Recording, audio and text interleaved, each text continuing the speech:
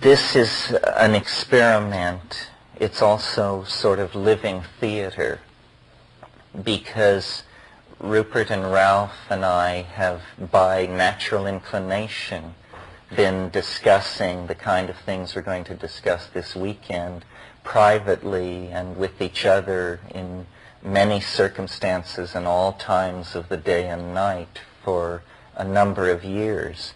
So it's our natural mode. It's just that we've never done it before with a lot of people looking on. So hopefully we can attain to the level of spontaneity and non-recursive chance-taking that goes on in those kinds of conversations. Maybe that's enough to say. I should introduce my two co-presenters. Most of you know them already, of course. Rupert Sheldrake is the author of A New Science of Life and The Presence of the Past, books which stirred more controversy in British biology than it had seen in 30 years, and got the British journal Nature to call his first book a candidate for burning, which suddenly turned the thought of Rupert Sheldrake into a civil liberties issue, because that's pretty strong talk. Rupert's idea, which he will, I'm sure, unfold for you in his inimitable style, is very dear to my heart, because they dovetail and support each other. We're both rowing our canoes the same way. Rupert and our colleague of many years standing, and my acquaintance since 1972, a hellraiser from the 60s, the man who, well, no, I won't even say that. A hellraiser from the 60s, a man who brought mathematics to a new fever pitch in the field of dynamics and systems modeling. Ralph has been sort of the rock of Gibraltar of the psychedelic end of eggheadism, at least for many people that I've lived around. So he runs the Center for the Study of Visual Mathematics in Santa Cruz, is a professor at UC Santa Cruz, author of Foundations of Mechanics, and countless other books, plays, papers, and so forth and so on. So it will be the three of us attempting to sort of weave together our different perspectives on a very large and sort of hard to grapple with paradigm shift that is taking place in the way the Western mind does its business with reality. And, you know, it may be the last paradigm shift we ever get. So when this cat lands, it's going to have to land on its feet, because immediately facing it will be the theater of activity that is the consequence of the old way of doing it, which was a very bad way of doing it. So we have to be prepared for a whole new dynamic, a whole new way of linking systems together, thinking about solutions, thinking about the past and ourselves in the world. Okay. Right, well, I'm Rupert Sheldrake. As you've all gathered, I'm here with my wife, Jo. Where is she? Oh, there she is. I just said I was here with you and you vanished, but then you appeared just on cue. And with our little boy Merlin, who you may see around, he's nearly 2. And with our babysitter from England, who's called Mandy, who's just 18. 6 weeks ago she was in her village in Yorkshire, and then she came to work with us and didn't realize that within a few weeks she'd be at Esalen. Well, she's here too. I'm a biologist by background. I studied biology because I was interested in animals and plants. And when I was studying it at Cambridge, I began to have terrible doubts about what I was doing, because everything that really interested me about animals and plants somehow vanished when I got into the biochemistry laboratories. I was majoring in biochemistry, and I did a PhD in biochemistry there. But there's a curious thing about biochemistry. You're doing biochemistry to study the molecular basis of life. Yet the very first thing you do in the laboratory is kill whatever you're studying, grind it up, extract the enzymes, and then in a test tube study the properties of some of these molecules extracted from this killed organism. And it began to occur to me that perhaps this wasn't the best way to understand life. But I didn't quite know what to do about it, because everybody else thought it was definitely was the best way to study life, and in fact there was no other valid way.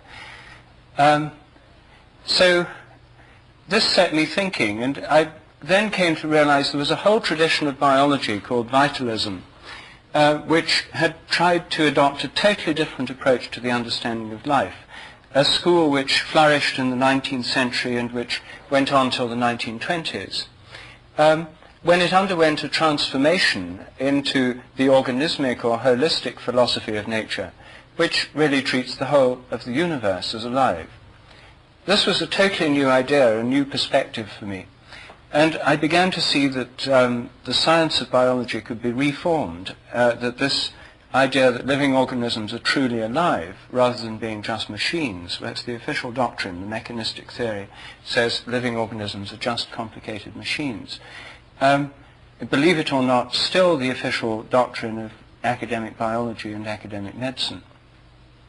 And this set up a tremendous tension, and I began to see there was a new way of doing it, and I began to see the outlines of a new theory. I had several insights into how this might happen. I stayed at Cambridge for about 7 or 8 years doing research. Then I went to India, where I worked in an agricultural institute. These ideas went on developing. I then saw how I could bring them all together in a synthesis and into a new way of seeing how biology could be done. And I wrote a book while still in India called A New Science of Life. In it, the basic idea I'm suggesting is that there's a kind of inherent memory in all kinds of animals and plants. Each species has its own collective memory. So each member of the species draws on this collective memory and in turn contributes to it. This means that the instincts of animals, for example, the behavior of cuckoos, the spinning of webs by spiders, are like a memory, a habit of the species. This inheritance takes place by the process I call morphic resonance, by a kind of invisible, intangible memory, a kind of resonance between present and past organisms of the same kind. The same theory helps explain how our own memory works by a resonance between our own past and our present states. It leads to the idea that our memories aren't stored in our brains, but that we're tuning into them by this process of morphic resonance. Anyway, this theory, which I'd been developing, as the more research I did, the better fit I found it made with the facts. I found there was already considerable circumstantial evidence for this idea. But as you can imagine, this idea wouldn't be very popular in the realms of academic biochemistry. And it didn't win over instantly all my colleagues in the biochemistry department at Cambridge either. So when my book on this subject was published, which I wrote in India, there was a considerable controversy in the scientific world. The theory is testable by experiment. Various experiments have been done. It is being tested. I've been developing and working on this theory for the last 10 years. My last book, The Presence of the Past, that came out recently, develops it in more detail. And currently I'm writing a book called The Rebirth of Nature, which is about the idea that the entire cosmos is alive rather than just inanimate and mechanistic. What difference that makes. Well, when A New Science of Life came out in 1982 in America, it came out a year earlier in England, I came to California because it was published in Los Angeles by Tarcher. I'd never been to California before. And I suddenly found myself in a wonderland which I hadn't even thought about. I'd lived in India for the previous 7 years. Before that, I'd spent most of my time in Cambridge, England. I had been educated in America at Harvard, spent a year there doing philosophy. But California was something that I hadn't even dreamed of. I found myself here at Esalen. I found an extraordinary new range of things going on I hadn't known about.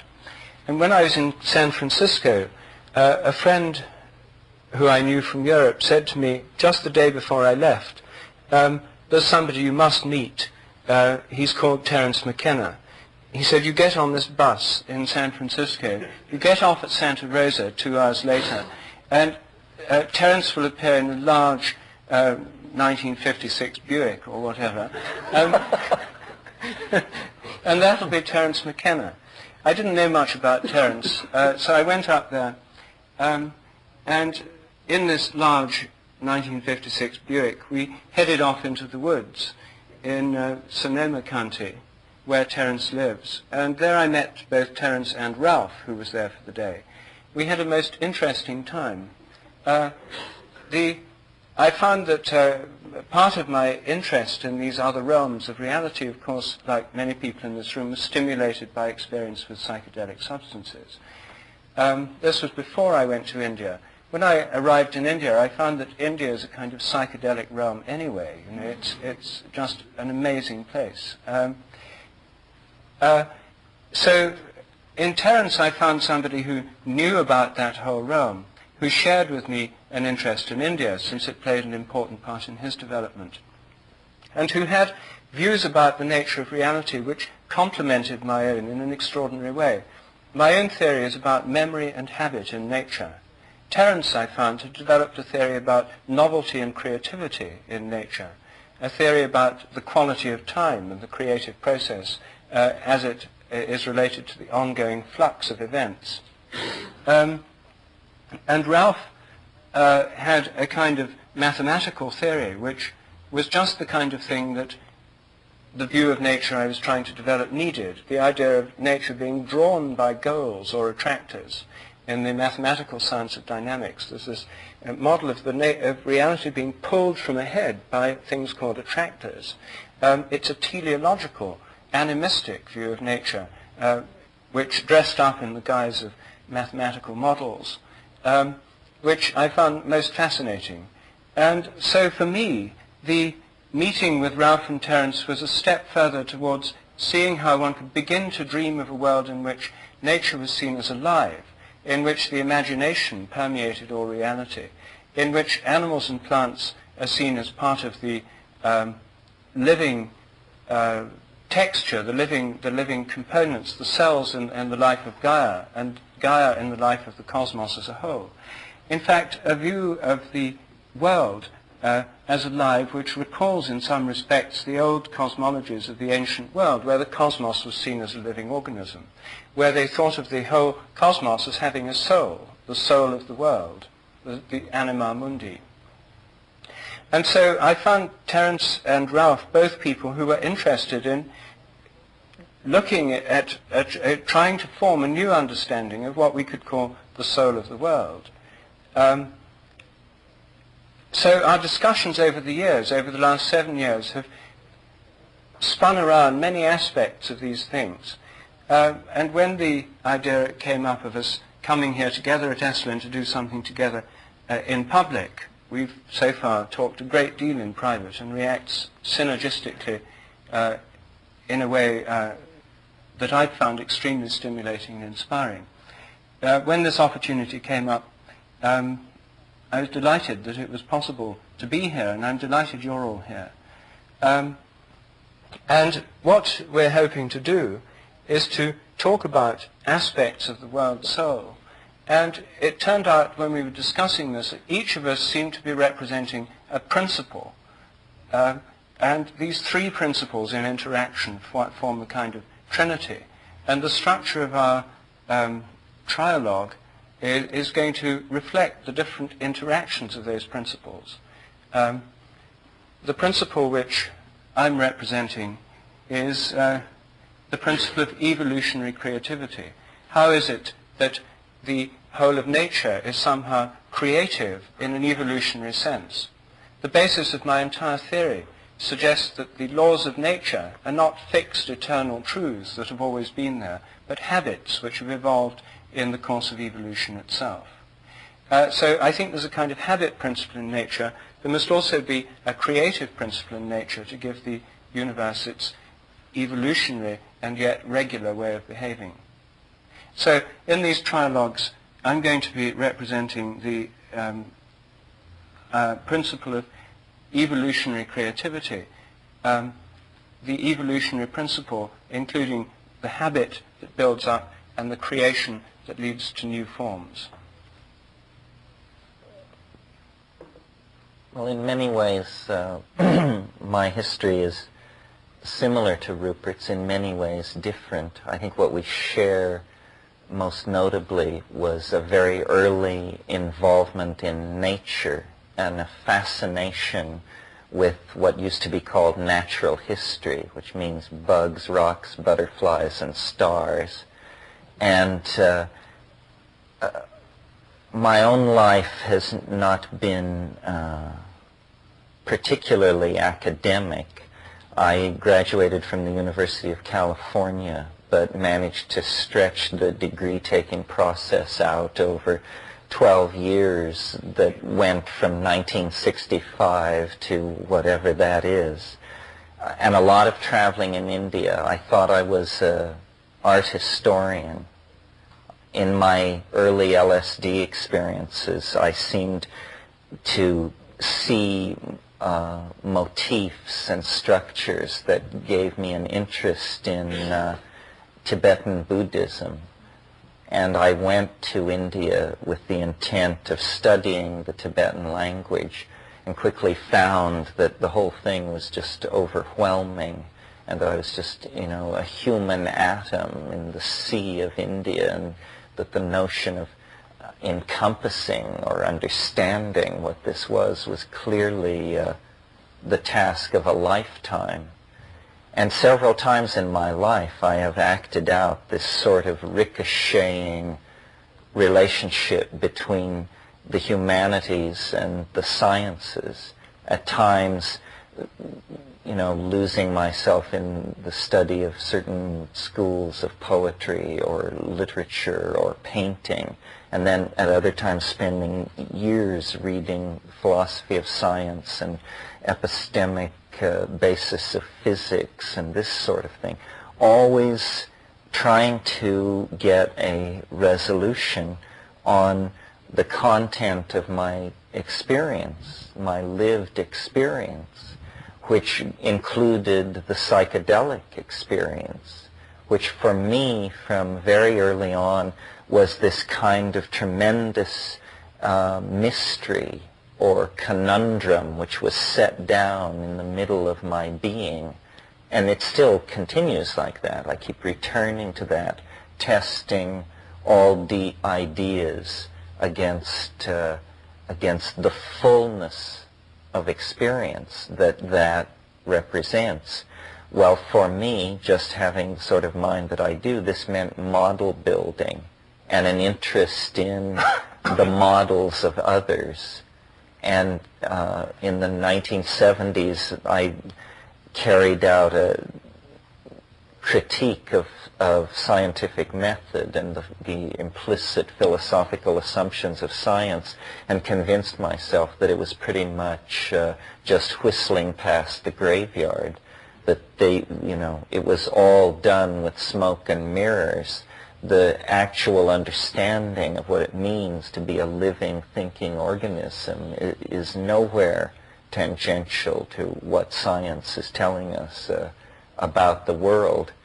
And so I became interested then in revisioning causality.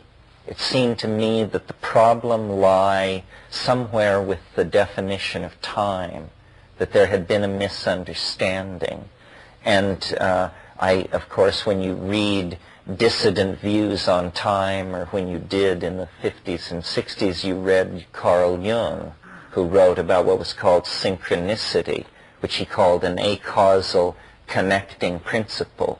And I spend a lot of time on that, but it isn't ultimately satisfying. If you analyze it carefully, it isn't ultimately an explanation. It's more like a counter mapping.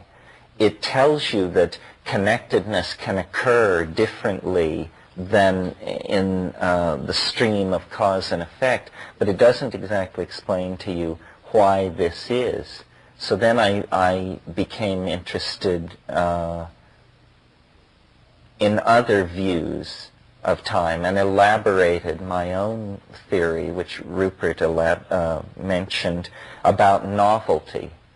I began to see that what I was groping toward was the notion that time is not a flat plane, but it's some kind of topological manifold, some kind of surface over which events flow, sometimes fast, sometimes slow, in the same way that water makes its way over a landscape. And where flow is rapid, phase transitions occur and turbulence enters the picture. And turbulence is mathematically a very different creature from laminar flow. Ralph is an expert on all of this. But anyway, I wanted to follow very deeply and to its ultimate conclusions this notion that what we had left out of our model of the world was the idea that time is actually composed not of a homogeneous medium, but of some set of elements or interconnected parts which are in flux. And out of this I created progressively more and more formal models, and they were like novelty engines. And before the word fractals was even invented, these curves, these recursive equations that I was working with were in fact fractal, of the fractal type. So I think what's happening, is there's a general awareness of a need for new mathematical objects and new models of process to connect up the world in a meaningful way. I think it was P.W. Bridgman in one of his essays said that a coincidence is what you have left over when you apply a bad theory. If you're getting a lot of coincidences after you get your theory in place, then maybe the theory is not so good. Well, our world is haunted by coincidence.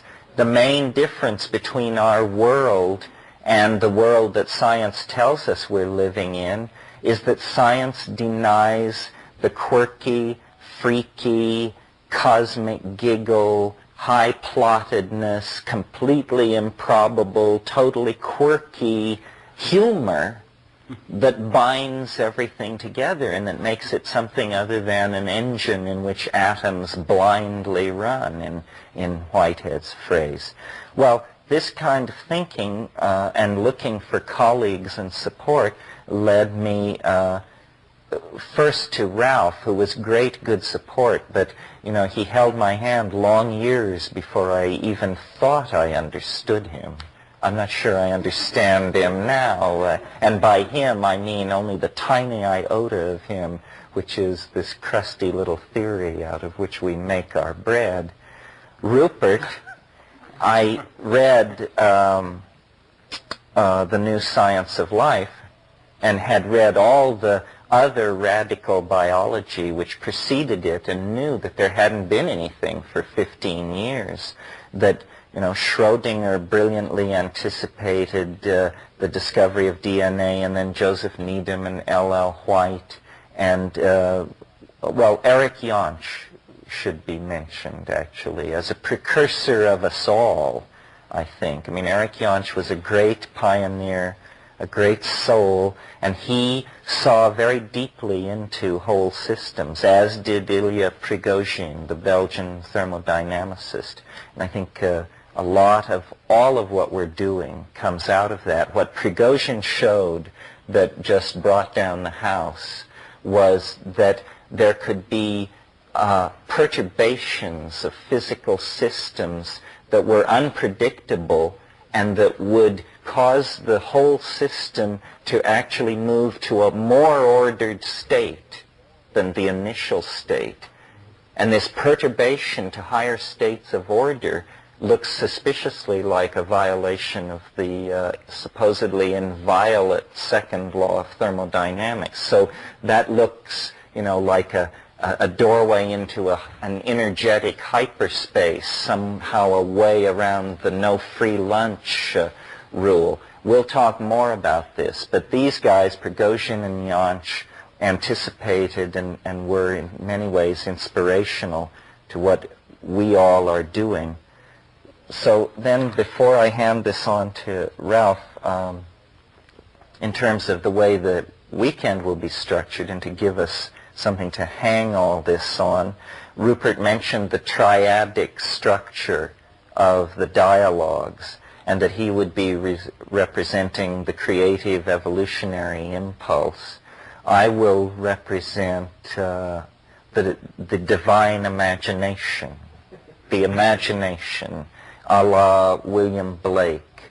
In other words, this domain, this legacy of the human mind in which culture and dream and personal and historical aspiration takes place.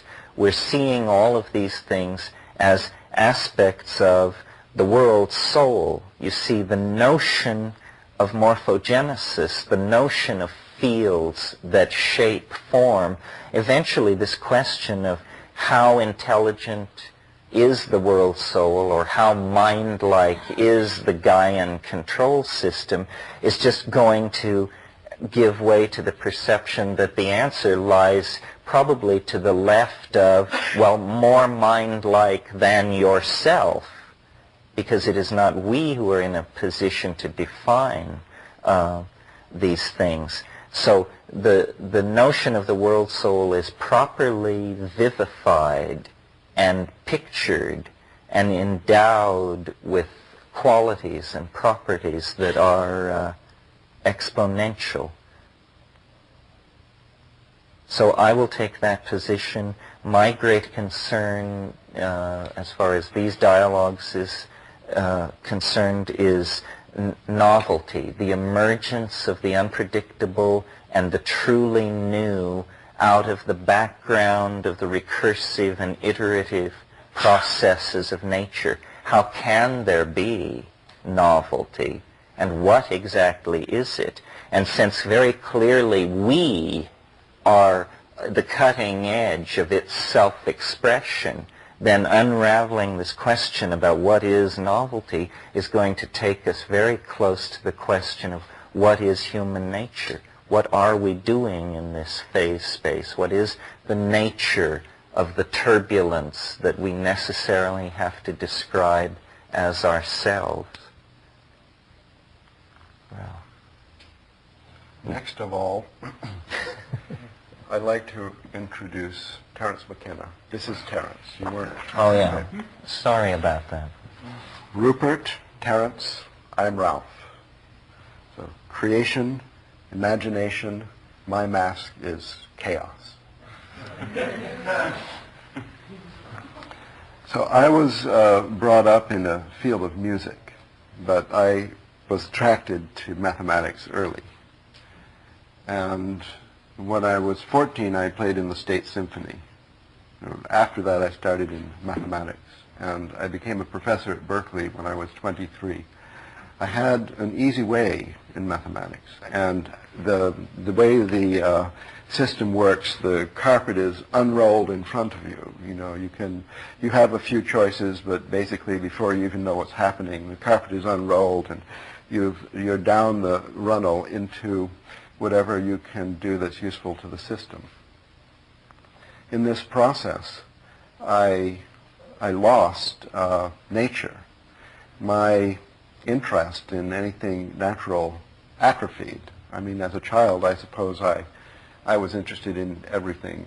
And for this loss, I mean, I don't know the names of trees, for example. I can smell them, but I can hardly tell them apart. But there was a great gain because I love it out there. I love to be off the planet. I always did. And to this day, I spend very little time on planet Earth. So it went on in this way, and by 1967 I was a professor at Princeton. I had written 3 books on mathematics that you need a microscope to read. And I had been studying for a long while chaos, but we didn't call it chaos then, and we didn't see in it any role in the natural world or in social transformation or in the evolution of consciousness, because we didn't think about anything out there. You know, we're just working on this. But personally, my expectation was that anything I invented or discovered or assisted in developing would become abundantly useful in the human sphere in about a century or so. So one day after my 3rd book was done and I was exhausted, and I looked up and all the students were out in the courtyard demonstrating about the Vietnam War and to open the university to women students and so on. I said, what exactly is going on? Here, they said, take this.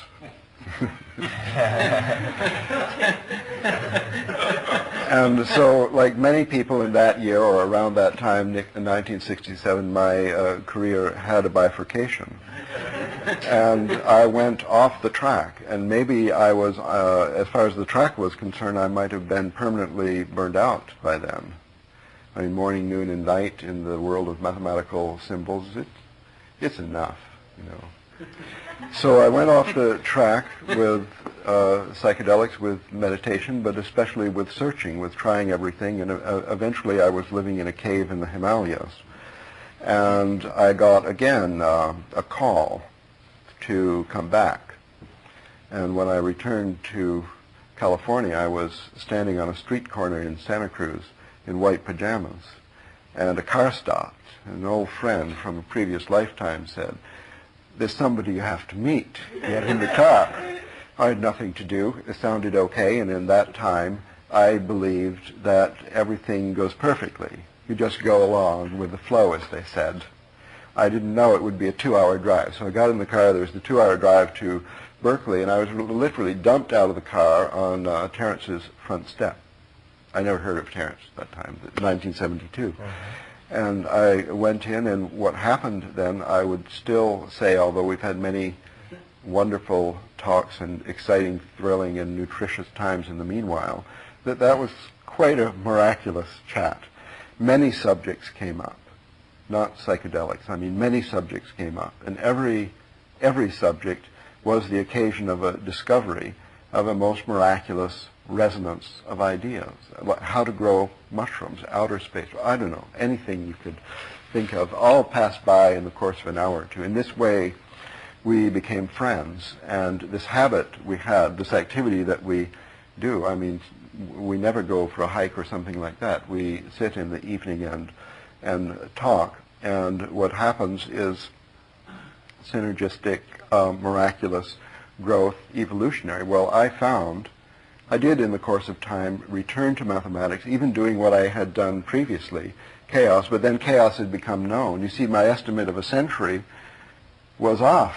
It was a numerical error, one of my worst, one of my best, because life is a lot more fun since 100 years became 10. See, like it's going faster now. And I began in my work to think about applications to the problems of the world, to the evolution of consciousness, to the destruction of the planet, and so on. And in this revitalization of my work, and eventually the whole field of mathematics, my conversations with Terence, whereas I think we thought of them as just good fun, that they did have a really fundamental influence on everything I've done since. So fun, or I would say fun is insulting. I mean thrilling because of going to the edge, going beyond the edge, having company there, finding things which you can bring back and they work and become part of everything you're doing.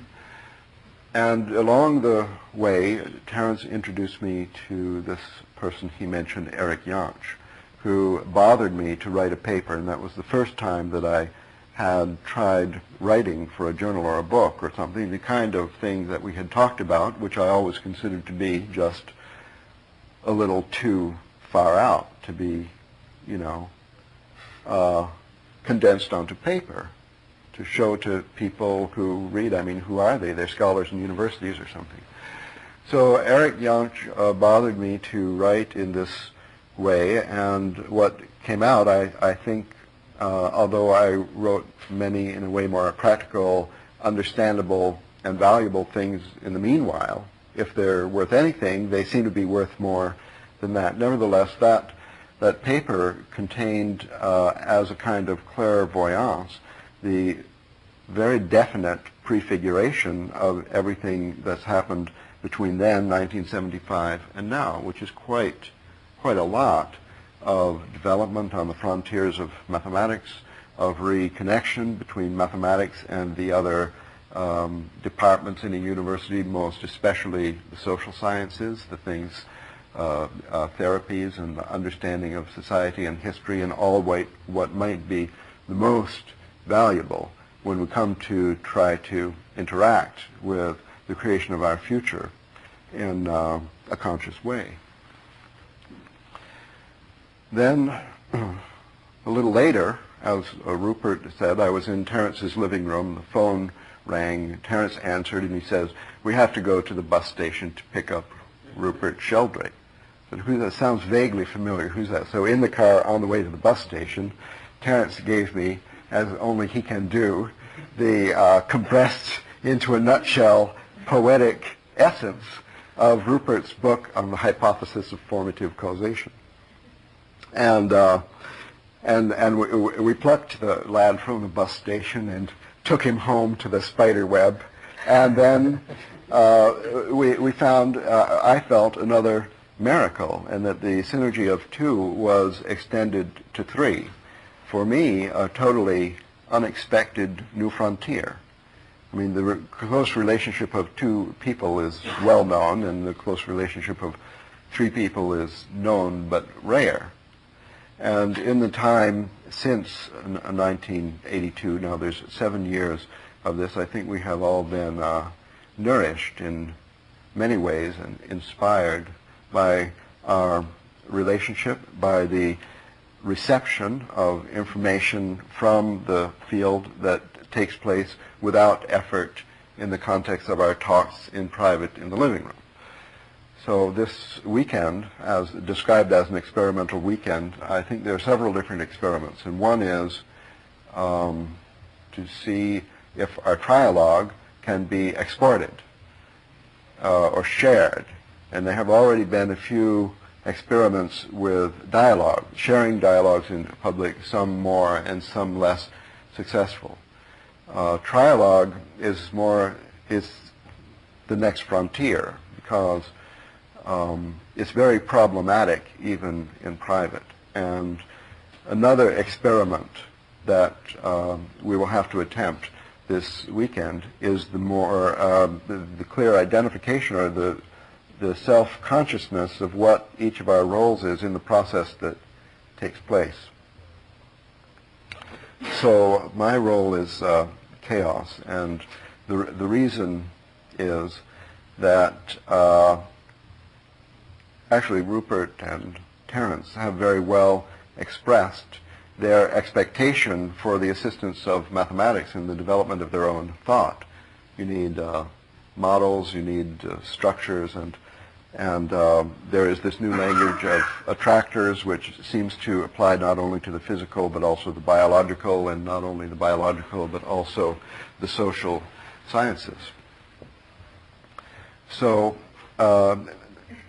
this language, before chaos theory, was already a useful tool, an important technology for model building, for trying to understand the complex, the mysterious.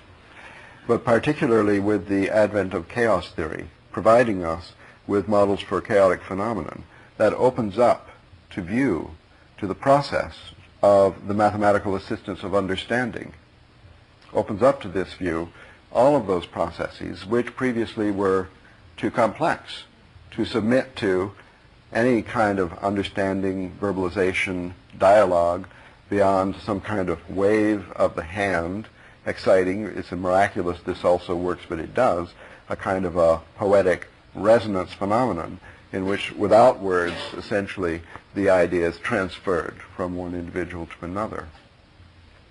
So it's opened up these complex phenomenon characterized by chaotic, irregular, that is to say, not well ordered in the previous paradigm,